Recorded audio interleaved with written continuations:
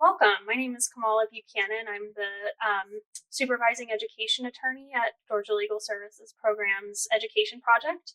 I'm here with Dawn Wooten, who is a parent and an advocate and has been a special education client of mine for almost 2 years now. It's crazy to think that we've known each other for that long. Do you want to share a little about how we first connected and what you were facing when we met? When we first met and we first connected, what I was facing was I was having trouble in the Tift County school system. It's the system that my son is in.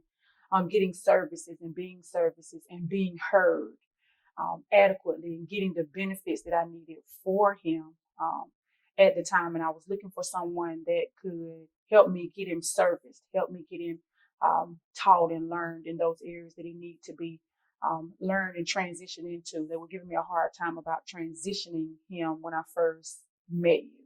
What do you mean by transitioning him? He was needing to special services. He's 15 now. At the time he was 13, and he was functioning on a third, fourth grade level, reading and math, and he was being pushed along in the system. He was given the answers and he was guided on what he needed to do and how he needed to keep up with other children. And he was at the time becoming a disciplinary problem, but was really not a disciplinary problem. It was actually a cry for help and the need to be serviced. He wasn't keeping up with his peers. Yeah. And tell me a little about what you felt the system was doing that made you feel unheard. The system at the time was, we had several meetings. My son found himself in an alternative school at fourth grade, in the fourth grade. Wow. So he's in an alternative school for maybe touching another child on the hand, or maybe getting up out of his seat and asking another child for help, or even the teacher giving him the answer and somebody else struggling and him coming along and giving them the same answer that he was given. So he was reeked as a disciplinary problem. You know, every day I was getting calls from the school saying I had to pick him up, or he had been in a verbal altercation, or he was arguing with the teacher, or he was arguing with another child, or he wouldn't remain seated and he was not following instruction. And it wasn't that he wasn't following instruction. There were several step instructions that he was given. And him, between the first instruction to the fifth instruction, he was getting lost in the concepts of what they wanted him to do. And to them, it presented as a disciplinary problem. And they were calling you to just take him home whenever that would happen. You would just pick him up and he would leave and he would miss that day of school? Yes. We were called, I was called, or my mom was called to pick him up from school, whether I was working on a job, lost several jobs in the midst of the school, not adhering to the concerns that I had. They were pushing aside meetings. They were not wanting to meet with us. We became problematic in the system to where each of my children treated by those Wooten kids, you know, so we had developed the name just alone trying to get serviced. And you mentioned the alternative school. That's a separate school for students who have been disciplined. Tell me about what his experience was like there. The experience in the alternative school was mortifying. And I use the term mortifying because he regressed back to wetting himself in this school. He regressed back to shelling up, to where he was developing and blossoming to an open personality, to where he become a social butterfly. He had begun to trust others with significant information and with himself and detailed things. And I sat in one day, one morning, I had been called to bring him a change of clothes. And the alternative principal, or the lady that owned it at the time, or she said she owned it, it was her school. But I could hear her telling these kids, sit down, you're not going to be anything anyway. This is my school. You're stepping up in my school. And it's like she was beating the fear of David into them, telling them they were not going to make it, that if they made it this far, then this was the end of the road. And you were not going to be anything past this point. And I'm your savior. I'm your guardian. You know, this is it. And she used an analogy for my son at one point that she was the ventilator. that she was keeping him living and breathing and valuable and alive. So this is a child with multiple complex diagnoses in a system that is needing the system to service him. Yeah. That if she had the right and the ability at any point, she could pull the plug. He was depressed. We went through several regimens of therapy, and he had to be regrouped, and he became suicidal at several points while in this school. Yeah. You've been through a lot. How has any of that changed in the years that we've known each other? Oh, wow. Thinking back to where we started and where we are now, you have been a breath of fresh air. And, you know, we oftentimes joke about coming in and your presence makes the room behave, or your presence makes the room stand at attention. And it's a lot to have said, because whenever you don't have a voice that carries in an authoritative area, as yours does, and it walks into a room and it demands what's needed, and it knows what's needed and what has to be given, it has been a breath of fresh air. It has made learning systematic or systemic, but it's made it fun in those areas to where he can go in with a confidence, and he feels like that he can grasp from, because he knows that he has a bulldozer, in a reference, pushing him and pushing behind him to excel in those areas. So you have been a comfort and a peace to where I didn't understand the law. And as a parent, manifesting it to the best of my ability, and then to see the full life manifestation from someone who's doing it and has done it, has made life a breath of fresh air. Well, I appreciate you saying that. I've told you this many times, but I've learned a lot from you too. You know, I was a very, very, very young lawyer when we first started working together, and I remember walking into your son's school, and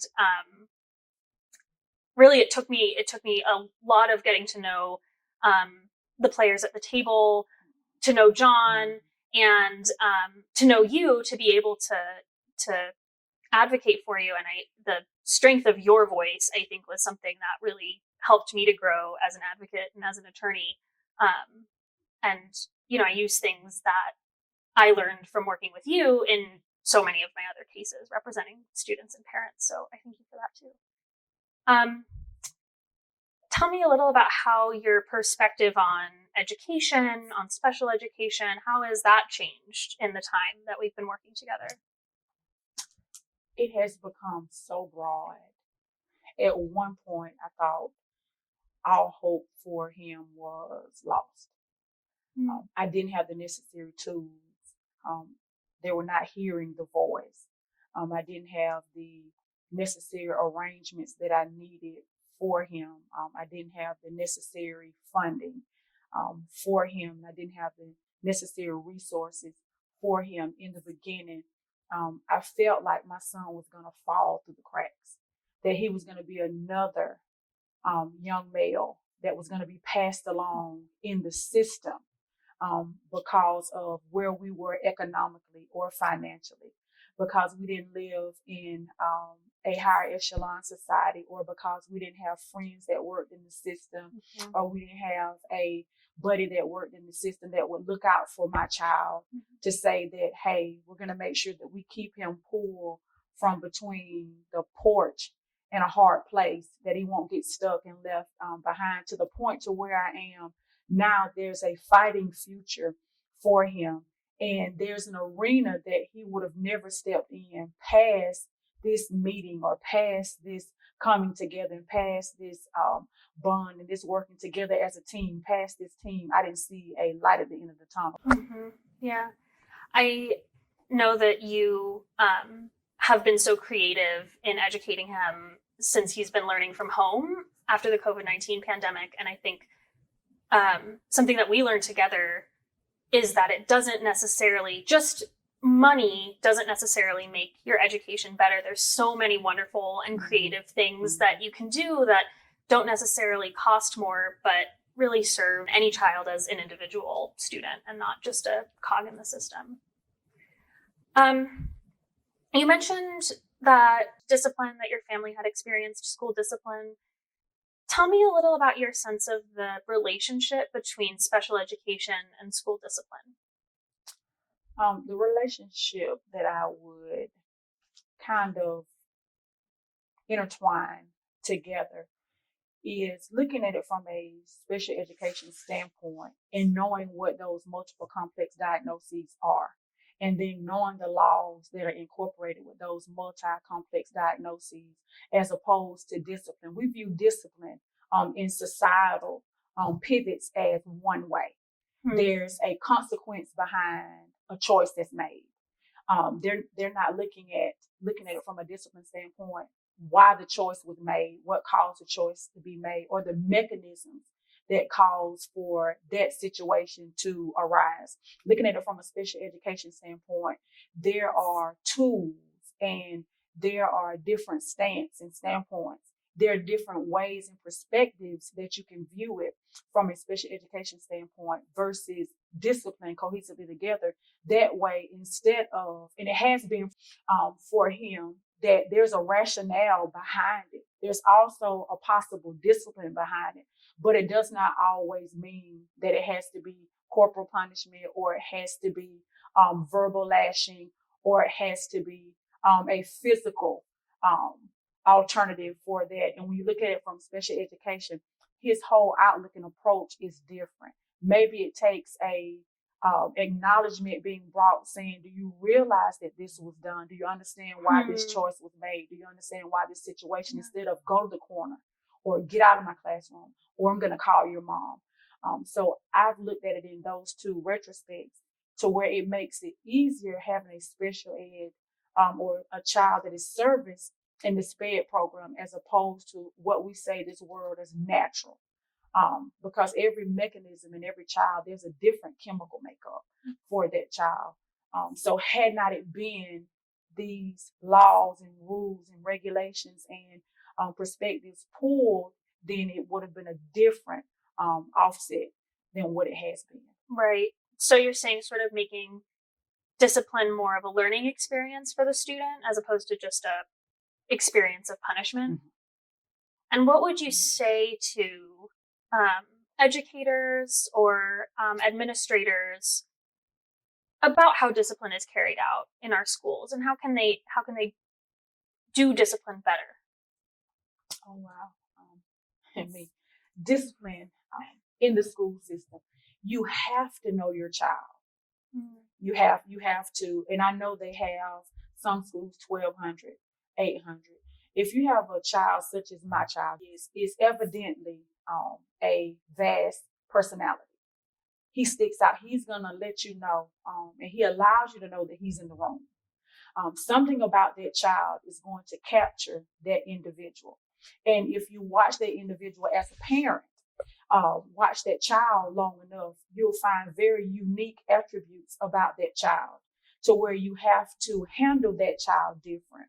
So in the vast majority of a school day, I know a lot of them are overcrowded, but as teachers and as administrators, if the parent comes to you and she's giving you the format for her child, I'm handing you the formula of how you build this relationship with this child. Not looking for, because it was said at one point that I was looking for a way out for my child, or I was making excuses for my child to keep him from being disciplined. And that was not the makeup mechanism. When you pull a child from home, from a nurturing environment, and I entrust him in your care to come to school, I expect that same nurturing environment, not just verbally given to me, but shown. So before we throw the book, because it's so easy to throw the book and wash our hands of an individual, let's find out as teachers and as administrators, first of all, if this is the line and work and duty that we've been called to do. I've been nursing 12 years. This is my zen. It's my peace setter. It's what I love doing because I'm learning to cope with the lives of others, and it's not just my life. So that's the first working in it, making sure that this is your area or your arena, and then learning from that parent. Your parent is going to be your go-to. It's going to be your eyes, and then building that relationship with that child before we set horses in the area of discipline. It's easy, so easy to discipline, but it takes a little bit more time to do a little digging. Yeah. It's interesting you should mention your calling as a nurse, and also that you felt that your son has been treated differently. You probably don't remember this, but many, many months ago, you said to me something that has really stuck in my brain, which is that there's a certain kind of compassion that people carry if they themselves have been treated differently. And you're a huge advocate outside of our work together for anyone who's ever been treated differently. You've been a spokesperson for employee rights, for immigrants, for incarcerated people. How do you see the work that we do together playing into your advocacy for others? How has advocating for your son influenced your passion for advocating for others? Again, I reiterate, I think heavens for the relationship. You've been a saving grace. Likewise. The relationship, it has taught me a lot. It has taught me how to advocate for my son differently. They always say you don't fight fire with fire. Sometimes that listening ear, you've been that. I watch you in meetings, being that calm, cool, and collective person, and saying, "Hey, Miss Smith, we're going to go into this meeting today. We're going to go in calm. We're going to go in listening. We're going to go in hearing, because you can learn a lot from listening, a lot from listening." And I had been in this system for so long. I'd been in the Tift County school system for so long, and I was fed up and frustrated. So it was kind of like yelling, and it was a fire to fire. And the fire was being watered. My fire was being put out while the systems grow. So I've learned that through this relationship that it has helped me in my life, even taking day-to-day decisions when I make them, that you listen. We oftentimes you hear the totality of a whole matter before you judge it. I was not wanting to hear that matter. I wanted that retribution for my child. So it has brought about a lot more subtleness. It has brought about a lot more advocacy for him. I found to where the teachers are a lot more welcoming than they were in the beginning. I've noticed that too. The school system has changed. We changed superintendents, and I think that made a difference as well in the services. And just knowing the area as you have and knowing the arena, it made this relationship easy, and it makes it easier for him to get what he needs when you have a go-to person. Yeah. How would you say that the work that we do together, education advocacy, relates to issues like racial justice, LGBTQ plus justice, economic justice? Do you think there's a relationship there? It is. I believe it is a relationship, and I'm going to share this in short there with it. My son was coerced by a young lady at school to put on a pair of high heels. I've always been an advocate for children. And I've always been an advocate in every arena and every area. The principal automatically drew the presumption that we're not going to have this here. You're not going to conduct yourself here. I remember he said that to you. We don't have those people here. No, they're not welcome here. And I asked him, what do you mean those people are not welcome here? So now here I am putting another foot to boot because I don't know how to let anything go. And there was a young boy that was who he was. That was his identifier. Right. Who are we to judge? Right. Who are we to say they can't get an education? And why is it a day anyway? We're humans and we have human rights. And this work, yes, knowing what can be brought to the table, knowing what can be offered to the table. He was outright rude. And he was like, that's not your concern, Ms. Wooten. I was like, it is my concern. And I wish I knew who his parents were. And we would have a real livid conversation. And it was just like, get out of my office. And I was like, there's going to be a special place for you in hell one day in the conversation, because children you don't mistreat. Adults, we can pretty much well fend for ourselves. I then resumed to the high school. There was a young man there, loved his eyeshadow, loved his glitter, loved his jacket. He was being expelled. Whoa. at the moment of going to high school to check on my daughter. And the principal had him by the jacket. You're not welcome here. We don't do that here in Tift County. We don't have people like that here. You're too flashy.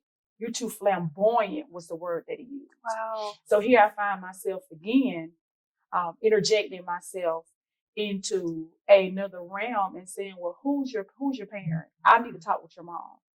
And long story short, they ran his family out of Tift County. Oh, no. They told him that he could not be here. So this work is very valuable and valid, together working to make sure that those voices of children that are not being heard, that as advocates in doing this work along with my son, economics and LGBTQ community and people being who they just are and living in areas and arenas that they just are. Yeah.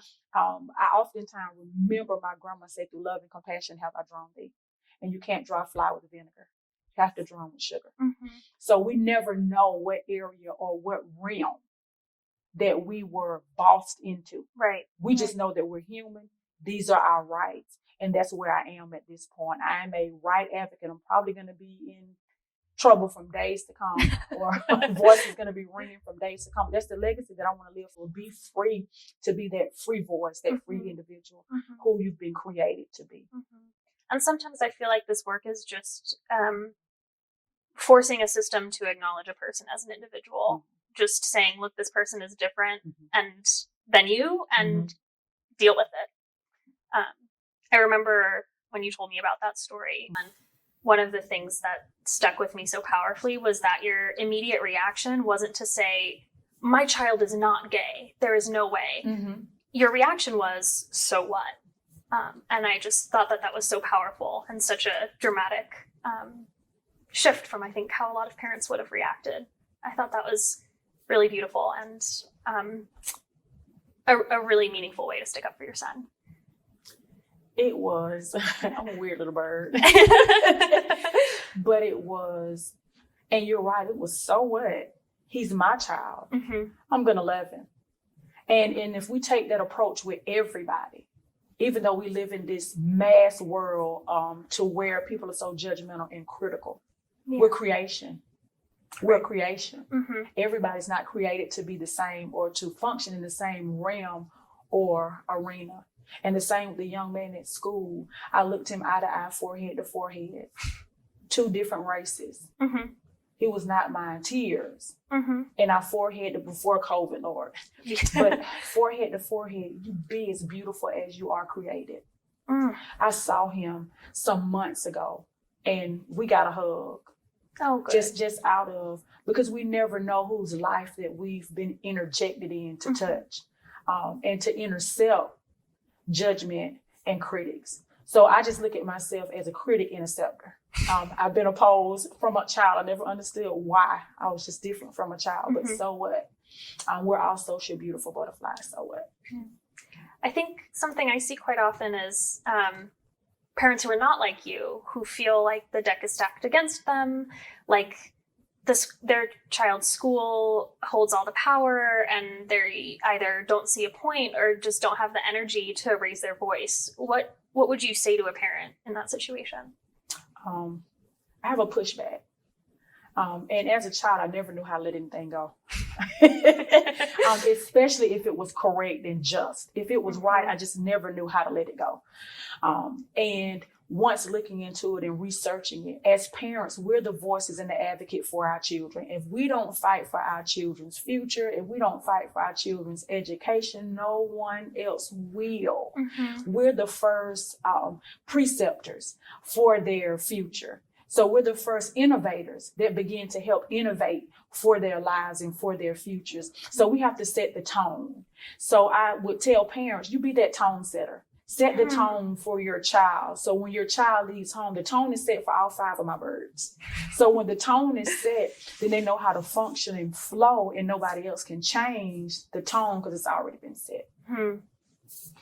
Why do you think it's helpful to have an advocate when you're advocating for your child in school?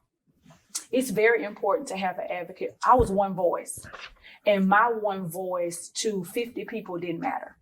You have 50 people saying the same thing. I was not trained in that area.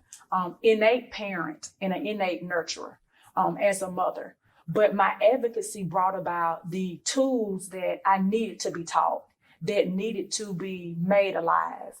And when advocacy became a part of those tools and those rules and those regulations and those no, this is not right, and those fundamentals, I could lay the foundation, but I couldn't build a house. Mm-hmm. I didn't have the tools to build. Mm-hmm. So you need advocates to build in their knowledge and knowing that that's their arena and that's their work. So you need those voices. They always say two are better than one.